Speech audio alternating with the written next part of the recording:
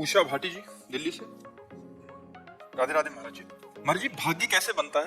भाग्य बनता है पूर्व कर्म से। हाँ, अब जैसे हमारे भाग्य की जो रचना हुई है वो हमारे पूर्व कर्म जो हुए हैं उन्हीं से हुई है। अब ये पूरा जीवन भाग्य के आधार पर है, सुख दुख का, लाभ और हानि का, सुख दुख लाभ हानि, संपत्ति विपत्ति, ये भाग्य के आधार पर है।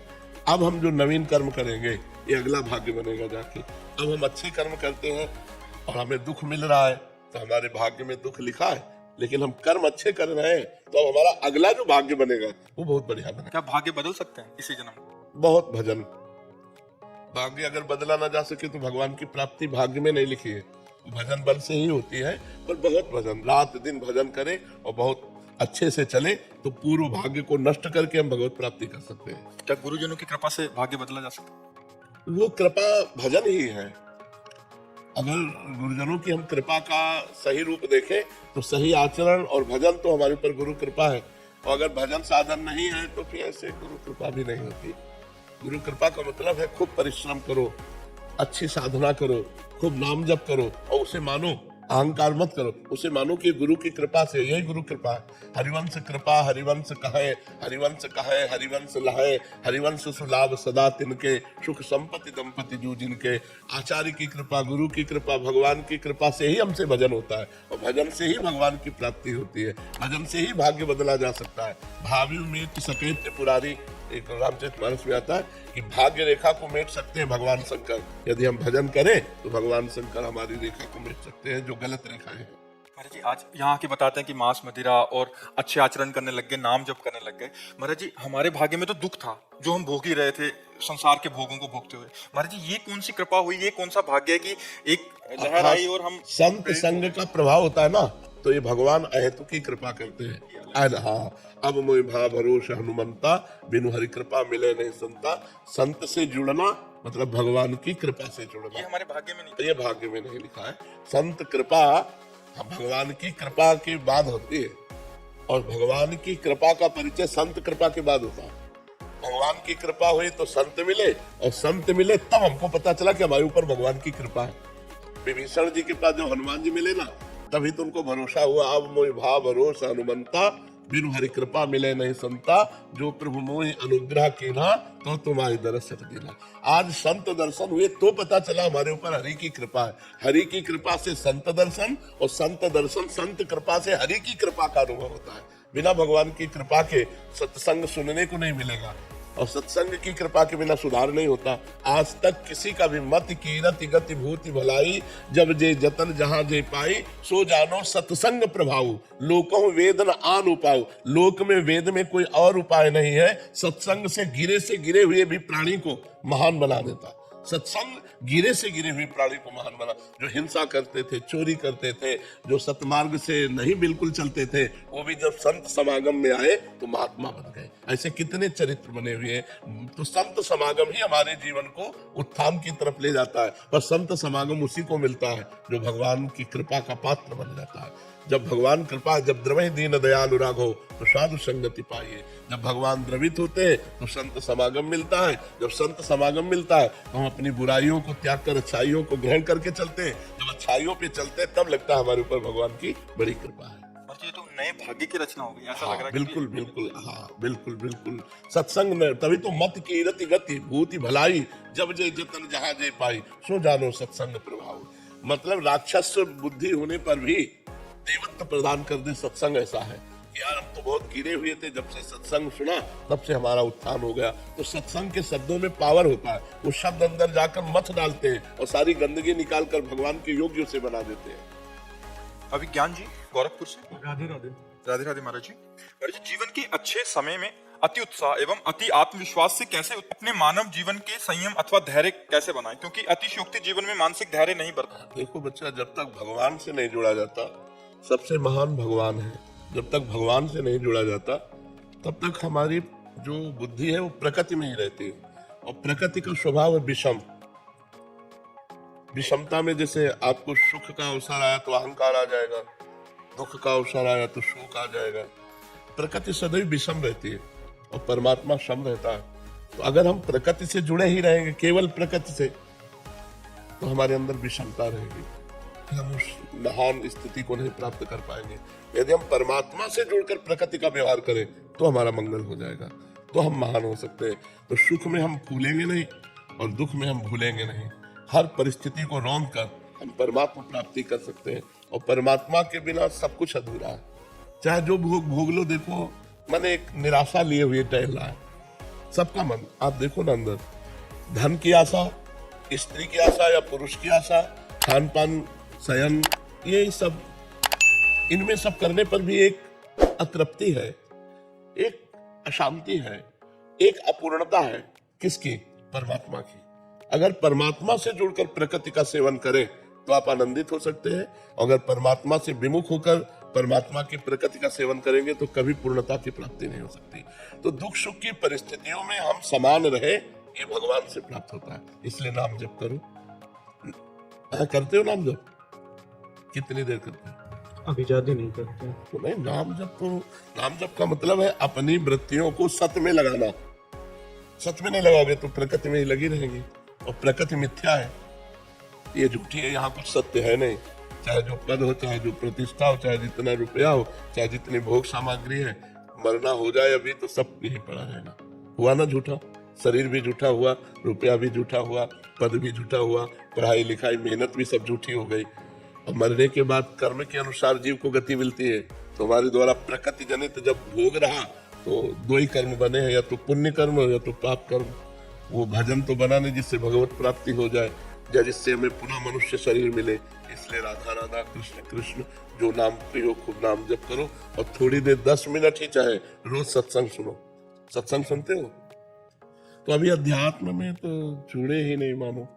अध्यात्म के स्कूल में तो अभी आपका प्रवेश ही नहीं हुआ। तो अब अध्यात्म के बिना तो पूरा जीवन अधूरा होता है। तो 15-20 मिनट ही सही रोज नियम लो सत्संग का, और 15-20 मिनट ही सही रोज बैठ करके आराम से एकांत में राधा राधा पहले लिखो, राधा राधा। देखो एक बार लिखो, दिमाग से लिखो। लिखा राधा? लिखा? अगर ऐसे तुम 10-20 बार भी जपना शुरू कर दोगे तो तुम्हारा मन बलवान होने लगेगा, तुम्हारे में आध्यात्मिक शक्ति आने लगेगी। ठीक है? आप इस नियम को, भोजन सही है आपका? कोई गंदा पेय पदार्थ तो नहीं पीते? हाँ, तो ठीक है। और एक नियम और ले लो कि कभी किसी अन्य माता बहन के साथ गंदी भावना ना करो। बढ़िया, आप देखना आपका जीवन बहुत बढ़िया जीवन हो जाएगा। प्रीति शर्मा जी, राधे राधे महाराज जी। महाराज जी कहते हैं कि अगर हम किसी से कर्ज लेकर बिना चुकाए मर जाते हैं तो उसे चुकाने के लिए दोबारा जन्म लेना पड़ता है। महाराज जी प्रश्न है कि अगर हम किसी को कर्ज दें और वो हमारे जीवित रहने तक वो उसे ना चुका पाए तो हमें क्षमा कर देना चाहिए। हाँ, अपने जीवन में ही कि हमने माफ किया, वो सुने चाहे ना सुने, भगवान से प्रार्थना करे कि हमने जितना भी कर्ज दिया है कोई हमें दे न दे, हमने माफ किया। तो तुम मर के फिर वापस लेने नहीं आओगे। ये अपने आप कर लेना चाहिए। लेना और देना रहा तो आना और जाना रहेगा। लेना देना निपटा दो। देने वाला तो जल्दी से जल्दी दे दो, और लेने वाले को माफ कर दो कि तुम्हारा मन आए तो दे देना, नहीं हमारी तरफ से माफ है, हमारा कोई कर्जा नहीं तुम्हारे प्रति। तो तुम्हें लेने देने से मुक्त हो जाने का मतलब है भगवान के चरणों का आश्रय लेकर के भजन करते हुए भगवान की प्राप्ति करना। अगर थोड़ा भी लेना बकाया रहा तो आना पड़ेगा, थोड़ा भी देना बकाया रहा तो आना पड़ेगा। महाराज जी इनका एक और है कि अगर कोई हमसे बुरा बोले और हमने गुस्सा कर दिया महाराज जी, और जब हमारा गुस्सा कहते हैं कि वो अगर हमने सजा देते तो भगवान देते हैं उसे सजा, तो जब हमारा गुस्सा ठंडा हुआ तो हमें लगा कि यार उसको भगवान सजा ना दें, तो महाराज जी उसकी सजा माफ हो जाएगी? भगवान सजा का मतलब ऐसे नहीं देते। भगवान कभी कभी हमको पुष्ट करने के लिए भी तो गुस्सा भिजवाते हैं। हर बात सजा में थोड़ी हम ले जाते हैं। जैसे हम भगवान के मार्ग में चल रहे हैं, अब एक आदमी हमसे गुस्सा कर रहा है, अब उस समय भगवान देख रहे हैं कि तुम कितने सहनशील हो, तुम कितने भक्त हो। तुम्हारा लक्षण है कि सामने वाला गाली दे तुम मुस्कुरा के चले जाओ। अब तुम मुस्कुराए नहीं, लड़ गए, नाराज हो गए, इसका मतलब अभी दोनों की स्थिति एक ही है। अभी तुम में कोई महानता नहीं आई तो भगवान फिर कृपा करेंगे। तो ये परीक्षा भी तो ले सकते हैं। तो आप उसे ऐसा क्यों देखते हैं कि भगवान उसे दंड दे? आप उस समय देखो कि मेरी परीक्षा ली जा रही है, भगवान इस समय इसके अंदर बैठकर मुझे गुस्सा दिलाना चाहते हैं, पर मैं गुस्सा नहीं होऊंगा। राधा राधा राधा राधा राधा शांत, तो उसका मंगल हो और मुझे गुस्सा ना आए। करत जे अनसहन निंदक तिनों पे अनुग्रह के हो।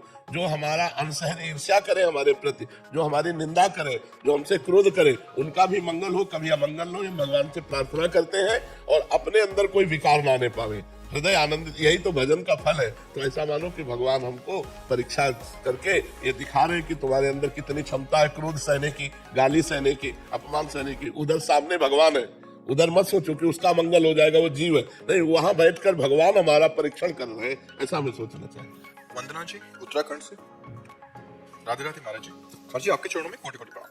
महाराज जी मैंने जब से आपके वीडियो देखना शुरू किए हैं तब से मेरे जीवन में सकारात्मक परिवर्तन बढ़ते जा रहे हैं। जैसे मैंने मांसा आदि का त्याग कर दिया है और भी बहुत कुछ। महाराज जी मैं अपनी चेतना के स्तर को ऊपर उठाना चाहती हूँ और भय दुखों से पूर्ण रूप से मुक्त हो जाऊं। इसके लिए मेरे को क्या करना पड़ेगा महाराज जी? शास्त्र स्वाध्याय, अधिक से अधिक ब्रह्मचर्य का पालन, हर समय नाम जप, पवित्र आहार, पवित्र आचरण। किसका प्रश्न है? जब तक ये नहीं होंगे तब तक अध्यात्म जागृत नहीं होता।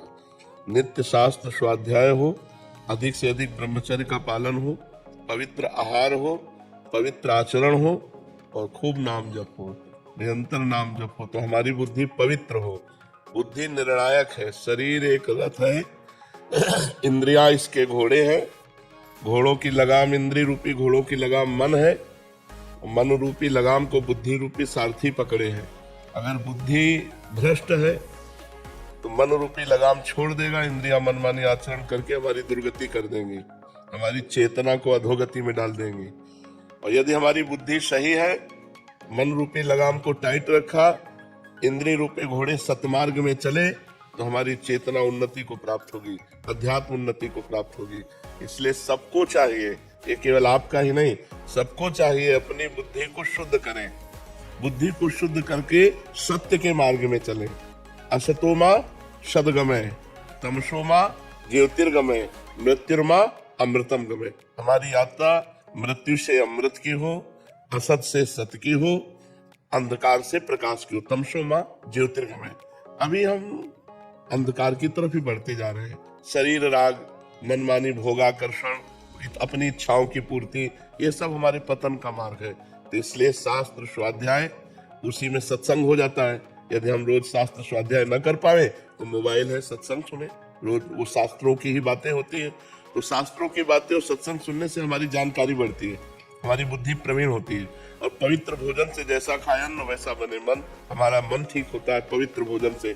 और ब्रह्मचर्य हमें तेजस्विता, स्मृति, बलवान और लक्ष्य पर चलने की योग्यता प्रदान करता है। आज हमारा समाज ब्रह्मचर्यहीन होता जा रहा है, इसीलिए लक्ष्य से भ्रष्ट हो गया है, इसीलिए वो नकारात्मक सोच वाला बन गया है। हिंसा, व्यभिचार, व्यसन उसके जीवन में बढ़ गए हैं। ब्रह्मचर्य एक अमोघ शक्ति है।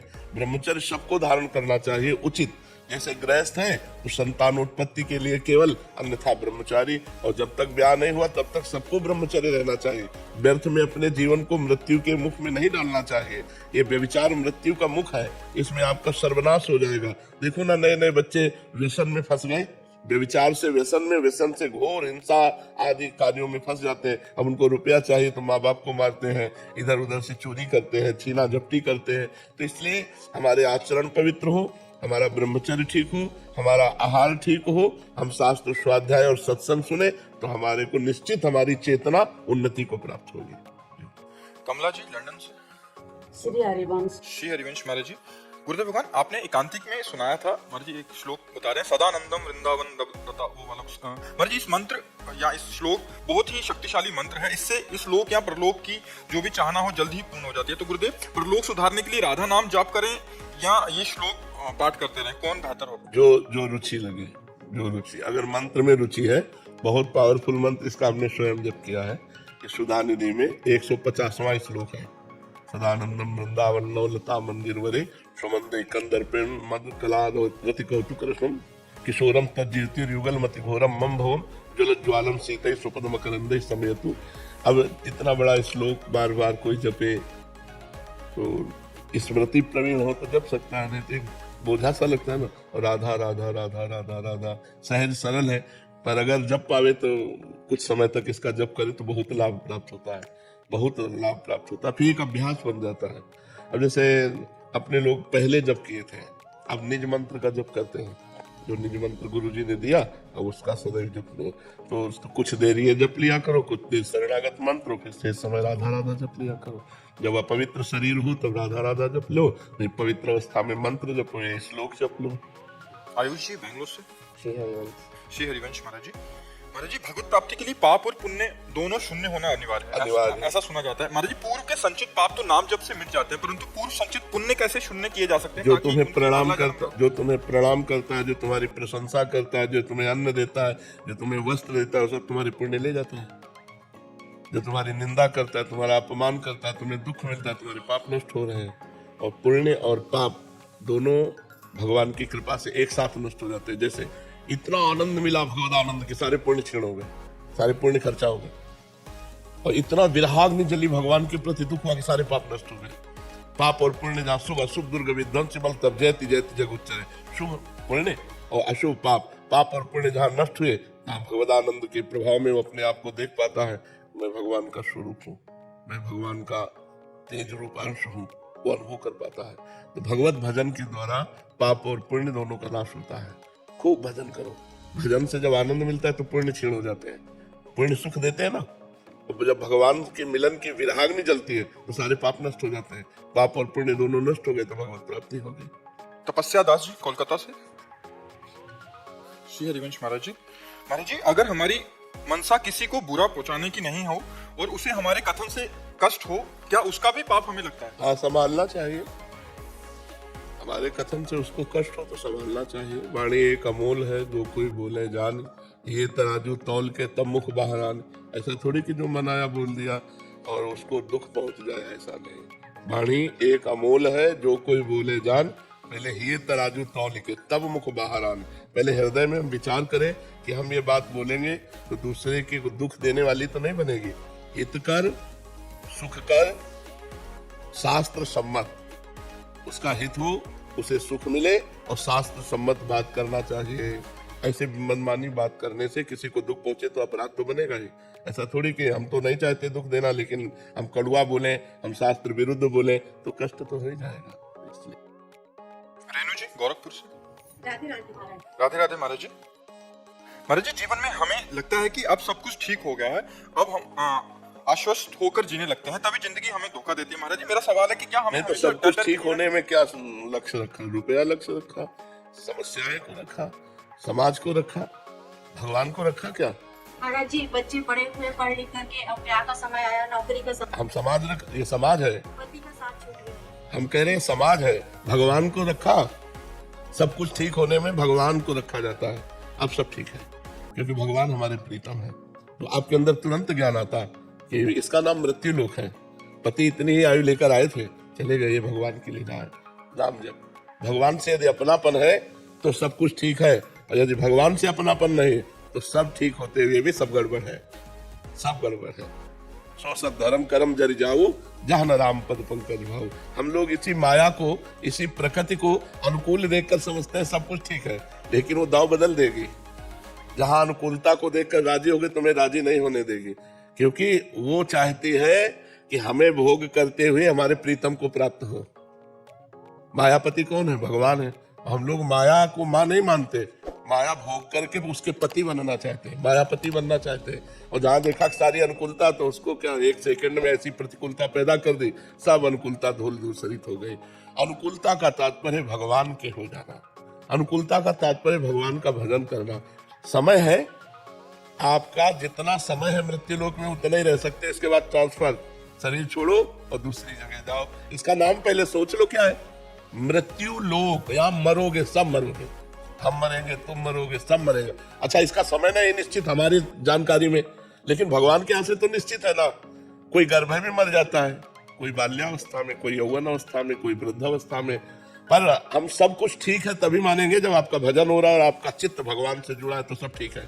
और भगवान से नहीं जुड़ा है तो फिर कहा हनुमंत विपत्ति प्रभु सोई, जब तो सुमिरन भजन न हुई। अगर भगवान से चित्त नहीं जुड़ा तो वही विपत्ति है, वही क्षण, वही सबसे बड़ी हानि है, वही सबसे बड़ा दुख है। सुदेश जी दिल्ली से। श्री हरिवंश महाराज जी। गुरुदेव घर में सभी का भाव श्री जी की सेवा के अनुकूल नहीं है। कुछ दिन सेवा सहज से होती है किंतु फिर एक असहजता सी हो जाती है। जैसे घर में खुशी या प्रतिकूल का वातावरण होता है, सेवा छूट जाती है, ठीक से भजन भी नहीं होता। महाराज जी ऐसा क्या करूं? जैसे बहुत उच्च स्थिति नहीं है पर एक आदमी अज्ञानी जैसी स्थिति है क्या? अभी। हमें कहते हैं पूरे घर को हम भक्त नहीं बना सकते। भक्त बनना चाहे तो बन सकते, हमको अपनी भक्ति में देखना चाहिए। हमको अपना सुधार करना चाहिए, घर वाले जैसा करें भगवान की कृपा, लेकिन हमको चाहिए कि हर परिस्थिति में भगवत सेवा, हर परिस्थिति में भगवत भजन। अगर शरीर से सेवा भी नहीं हो रही तो चित्त भगवान से जुड़ा हुआ है। हम सबको भगवान को भक्त नहीं बना सकते, ये बनना चाहे तो बन जाएंगे, अगर ना बनना चाहे तो हमारी ताकत नहीं कि हम किसी को एक बार राधा बुलवा सके, किसी को एक बार दंडवत करवा सके ठाकुर जी के सामने, हमारी ताकत नहीं। वो बनना चाहते हैं तो हमारी ताकत काम करेगी। ऐसे ही आप मान लो भक्त हैं, आप चाहते हैं कि आपका पूरा परिवार भक्तिमय रहे, तो आपकी चाहना से पूर्ति नहीं होगी। परिवार भी यदि चाह करे कि मैं भक्त बन जाऊं तो बन सकता है, अन्यथा केवल हमारी चाह से थोड़ी हो सकता है। तो हमको क्या करना चाहिए? दुखी नहीं होना चाहिए, भगवान की लीला समझ करके उसका त्याग करो भाव का, कि सब भगत बन जाए, आप भगत बन जाओ, आप रात दिन भगवान का भजन करो, आप रात दिन भगवान की सेवा में रहो, तो आपके भजन का प्रभाव परिवार में क्या, मोहल्ले में पड़ने लगेगा। मम भक्ति युक्तो भुवनम पुनातु, मेरा भक्त भुवन को पावन कर सकता है। भगवान कहते हैं भुवन माने लोक को सातरत लोकांतार्यति। तो आप अपनी भक्ति को बढ़ाओ तो आपके परिवार में उसका रंग पड़ जाएगा।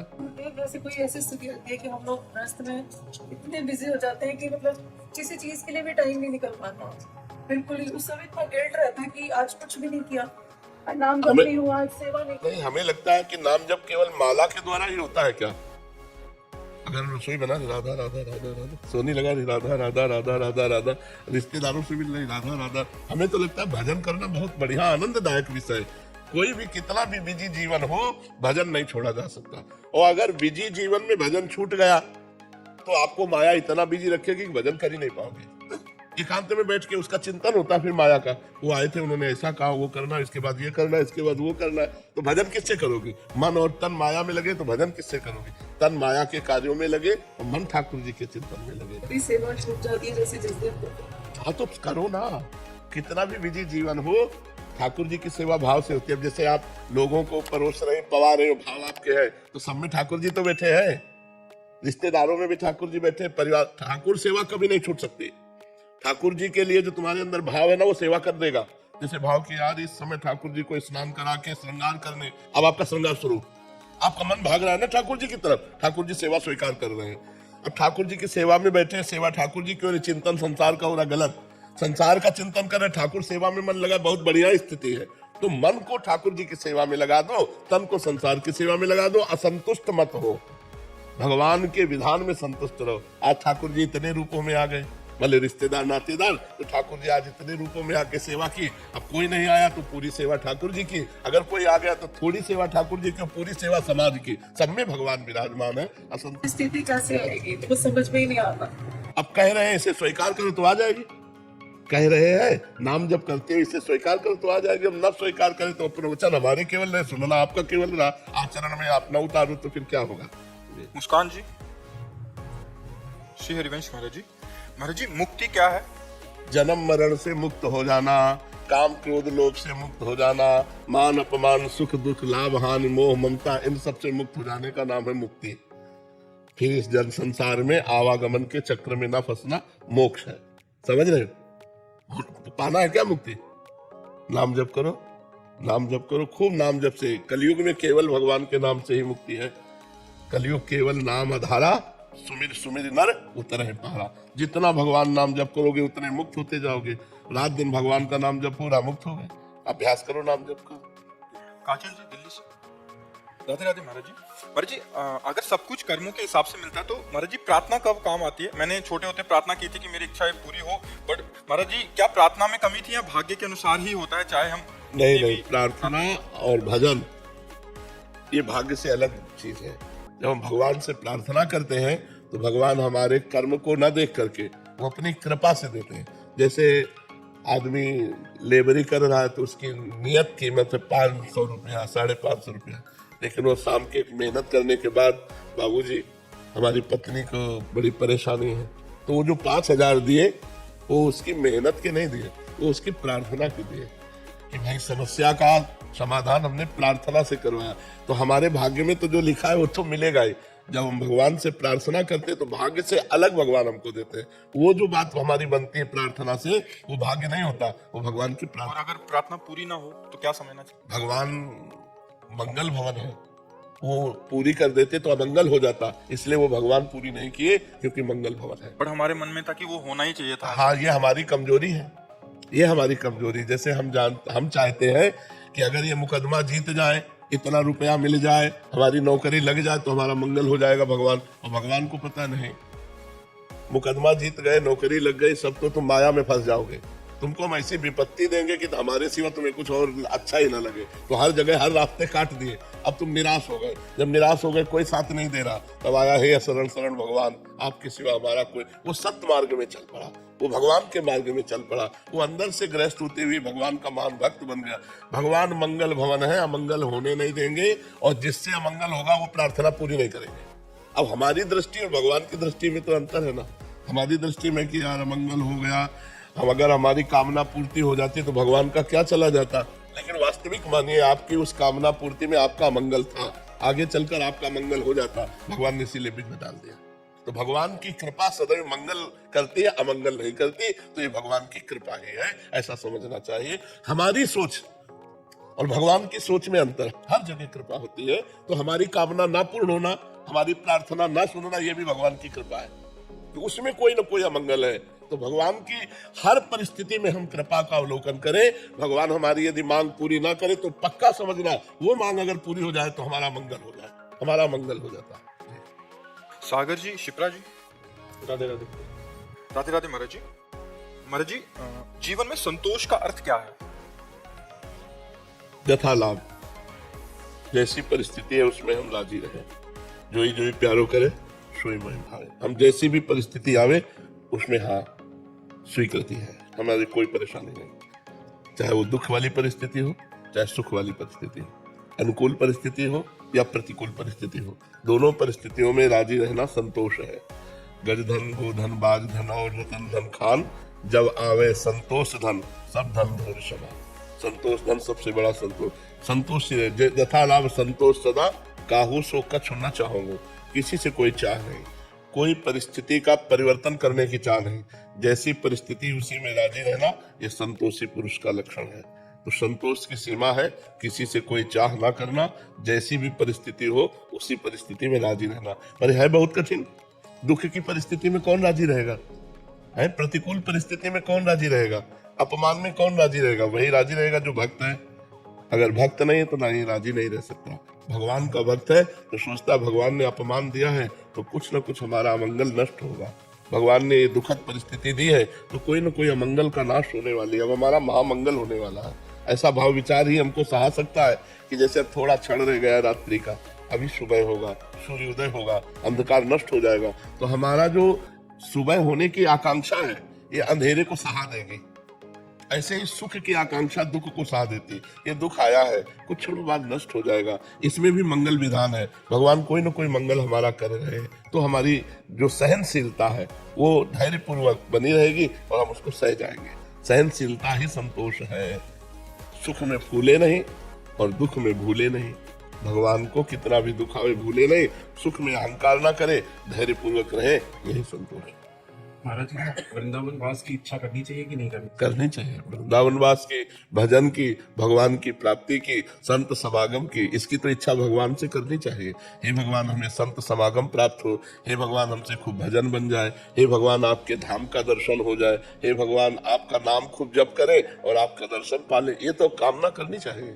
इसी कामना के बल से तो सांसारिक कामनाओं का त्याग होता है। अगर ये कामनाएं नहीं करेंगे तो सांसारिक कामनाएं होती रहेंगी। इन्हीं कामनाओं के बल से हम कामना के त्यागी बनते हैं। इच्छा से इच्छा का नाश, कामना से कामना का नाश, तो सत कामना से असत कामना का नाश, सत वासना से असत वासना का नाश। समझ पा रहे? अपने प्रयास से हो जाएगा क्या? अपने प्रयास से हो जाएगा। कामना करो श्री जी से रो और श्री जी कृपा कर दे तो हो जाएगा। जिनको वृंदा विपिन है कृपा नहीं की होए, वृंदावन में तब ही तो रहन पाए सोए। जिनका वृंदावन है वो कृपा कर दे तो वृंदावन वास हो जाएगा। अपने पैसे के बल से या अपने बुद्धि बल से धाम वास नहीं होता। भगवान कृपा करे, श्री जी कृपा करे, तब धाम में मन ठहरे, मन ठहरे तब तो वास का मतलब रहा। वृंदावन वास बहुत कठिन है, बहुत कठिन है। कृपा पूरी हो गई लेकिन जननी जनक बंधु सुतदारा, तन धन धाम सुहृद परिवारा, सबकी ममता ताग बटोरी, मम पद मन ही बाग बटोरी। श्री जी तो कृपा पूरी किए लेकिन श्री जी को छोड़ करके बहू, बेटा, लड़का, बच्चा, परिवार अगर ये अधिक प्यारे लग रहे तो कृपा को ठुकरा कर आप चले जाएंगे। और अगर इनकी ममता श्री जी के चरणों में, तो हर कष्ट सहकर आप वृंदावन वास और करें। महाराज जी यही साथ देता है यंत्र गृहस्थ में, क्योंकि फिर सत्संग लगा के सुन लेते हैं। तो उच्च देखो, जड़ चेतन गुण दोष में विश्व कीन करतार, संत हंस गुण गाहे पे परिहरिवार विकार। जड़ चेतन जितना रचा गया इसमें दोनों बने हैं, गुण और दोष। तो अगर मोबाइल का गुण ग्रहण करो तो बढ़िया बात है। हर समय किसी भी संत के आप प्रवचन सुन सकते हैं, अपनी समस्या दूर देश तक पहुंचा सकते हैं। और गलत देखो तो गलत बातें देखकर नष्ट भी हो सकते हो। तो हम दोष ना देखें तो हर चीज हमारे को भगवान की प्राप्ति में सहयोग दे सकती है। मोबाइल भी दे सकता है, मोबाइल के बल से तो यहाँ बैठे हो। अगर आप क्लिप देखे होते तो यहाँ कैसे आ जाते? वृंदावन आने की, संत दर्शन की, संत समागम की इच्छा मोबाइल ने ही प्रकट की। तो मोबाइल के वो दोष जो वो ना देखो, अगर सतमार्ग की बातें देखो तो। पर क्या होता है कि मन अच्छी बातें कम देखना चाहता है, बुरी बातों में ज्यादा लगता है। गेम खेलना, ये वो सब गंदी बातें, गंदी रीलें पहले लगता था, अब तो सुन के है ना। सत्संग का यही प्रभाव है कि कुसंग छुड़ा करके भगवत मार्ग में दृढ़ कर देता है। जैसे आप कह रहे हैं कि आप क्लिप देखकर ही वैसे ही आए, मैं विदेश में रहती हूँ, मनोरंजन की सब चीजें छोड़ दी, कोई टीवी में कुछ नहीं देखते, फिर भी आकर्षण इतना ज्यादा है हर तरफ से। नाम जप करो, नाम जप सारे आकर्षणों को मिटा देगा। मतलब आपसे सही कहते हैं, डट के जब भजन किया तो अच्छा ही लगना बंद हो गया। अब जैसे हमसे पूछा जाए आपको क्या चाहिए, तो खोजने पर, घंटों खोजने पर कुछ नहीं समझ में आया।